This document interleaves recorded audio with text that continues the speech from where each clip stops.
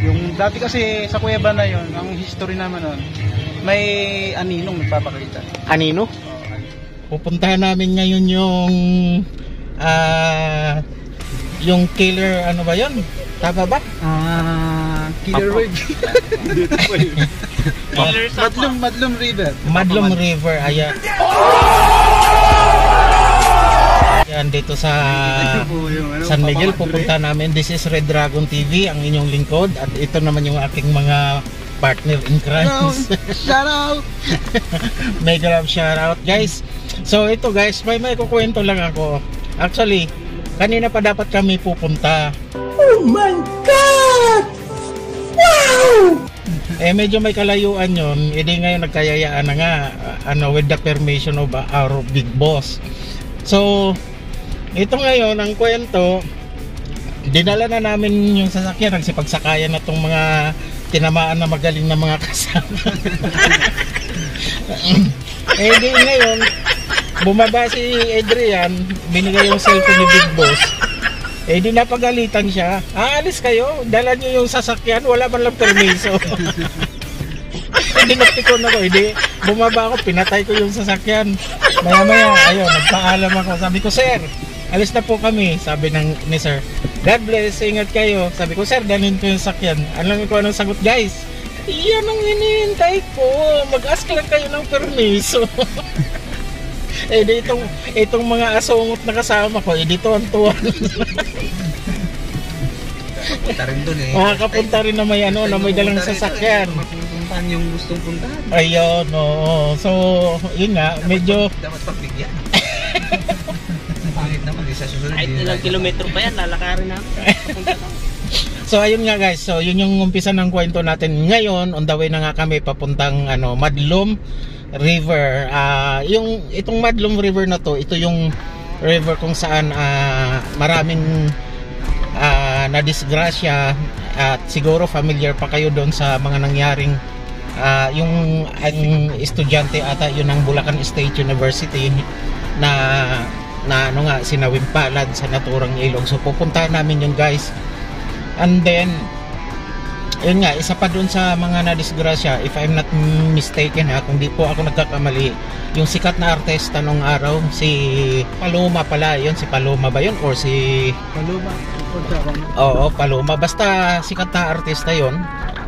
So yun din yun, yung ilog na yun. So pupuntahan namin ngayon, so let's go na guys. Pagdating namin doon guys, medyo lang tayo, bigay galang sa mga, alam nyo na, yung kasabihan nga na baka may nakatira sa naturang ilog.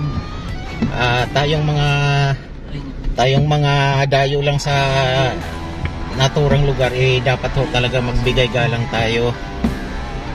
So sana naman ay medyo gabayan tayo. So pasok na tayo dito. Actually, I'm sure harangin tayo dyan. Oo, harangin talaga tayo dyan. Mabantay kalikasan yung mga yan. Ay walang bantay Ayan yan. Good afternoon po. Punta lang po kami, dalaw lang po kami. Kaya attorney po kami. Sige po, maraming salamat.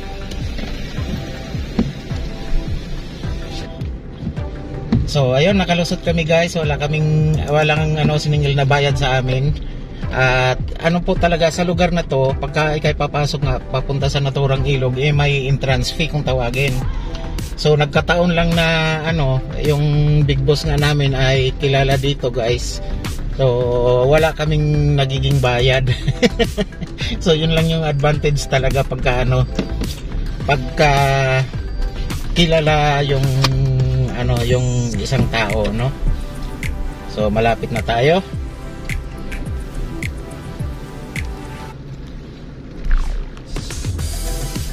Oh, may wall na dito, no? Bago lang to. So itong lugar na to medyo mahaba-habang palusong. Kaya hindi tayo po pwedeng magpatakbo ng mabilis. Dahil baka sa kangkungan tayo pulutin. Ayaw, di ba? Ayan. So tatakbo lang siguro tayo ng mga isa't kalahating kilometro. Isa't kalating kilometro nga ba o 100 metro? Naligo na nga doon, no? Diyan na lang, malapit tayo. Ayun, mga 100 metro lang guys. Nasa gilid na natin yung naturang ilog. At doon lang tayo pupwesto sa medyo bandang baba. So, ayun na guys, tanaw na natin.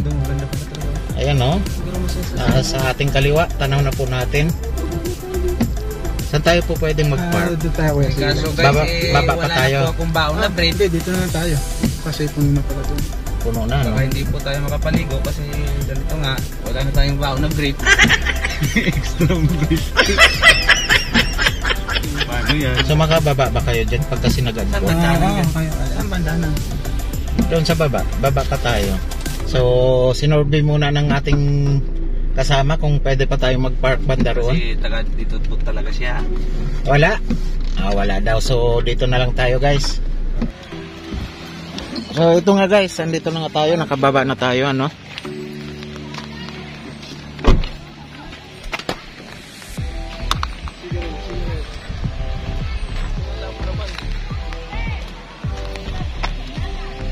So, dito ito yung ilog guys na sinasabi namin na tabi-tabi po kung saan marami talagang marami nang nasawi sa naturang ilog na to. Ito po yung Madlom River dito sa San Miguel, Bulacan, ano. So talagang napakaganda nga naman ng ilog na to guys.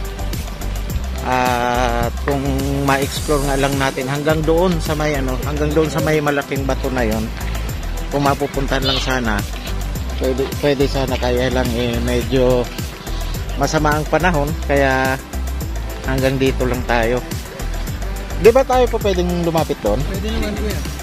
So nauna na yung tatlo nating kasama. Yung nakaputi guys, si Christian, is taga rito po talaga to. So siya yung magsisilbing tourist guide namin.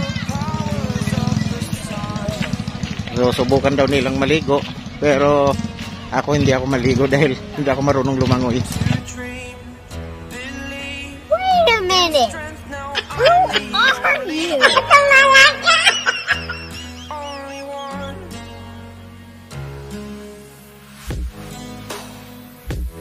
So kung mapapansin nyo guys, maraming ding mga naliligo dito. At yung ibang alang nagsipaghahonan ha.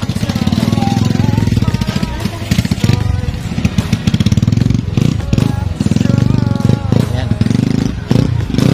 So nagiging tourist spot talaga itong lugar na to. So itong portion na to guys is to, malalim din to. Kung makita nyo yung mga naliligo, talagang malalim, lagpas tao itong portion na to. Ayan, punta natin yung ating mga kasama.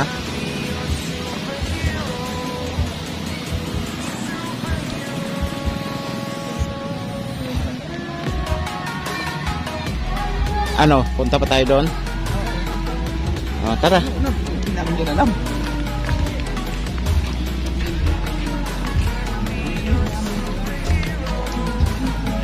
So ayan, talo lang tayong lumapit.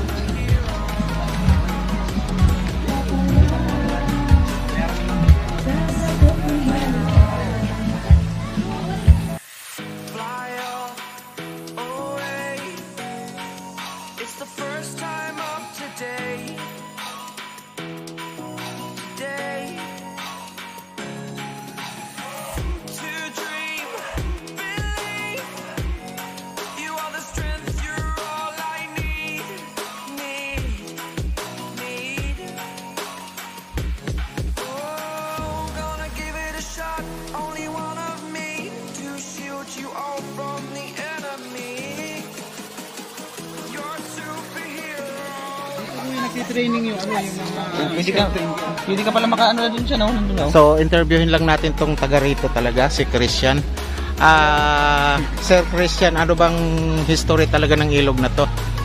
Maraming nangyari. Maraming nalulunod, ganyan. Maraming kapabalagang nangyari. Kasi naalis ako rito, bata pa ako. Kaya yung mga bukod sa Kung ganun pala, kabilang na to sa ano. basta ang daming nangyari nung panahon na yun. Hindi naman sa liyo. Natandaan nyo po ba kung anong taon na ano yun? Kung anong taon yung nangyari sa pinakahuli yung taga Bulacan State University? Ang huling pangyayari yung mga tiga BSU. Eh nga, Bulacan State University ano. Doon ata sila nakita nun, ipon-ipon sila.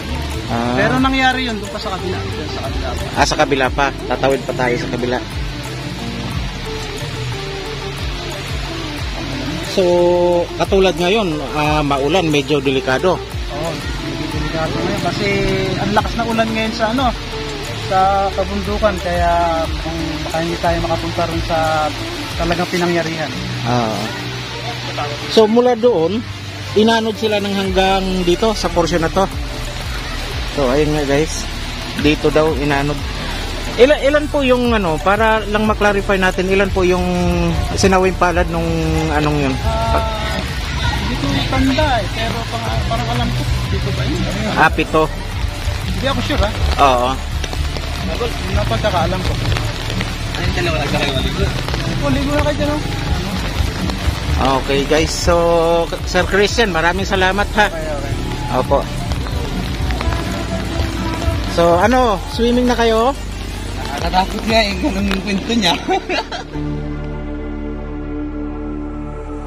Stranded in the open, dried out tears of sorrow, lacking all emotion. Tayo dun sa May kuweba? Yung dati kasi sa kuweba na yun, ang history naman nun, may aninong nagpapakita. Anino? Ano? Hindi, totoo yan. Pero makita wala. Anong klaseng anino? Anino na... Parang sa atin, yung anino natin. Kaso nga lang, malaki siya. Bigla siyang dumadaan lang. Parang naguguni-guni ka. So hindi natin po pwedeng explore ngayon? Pwede natin kung papayagan tayo dito sa dapat pagpaalam. So kailangan pa natin magpaalam. Wag na lang natin subukan, baka mamaya hindi tayo payagan. Ganun.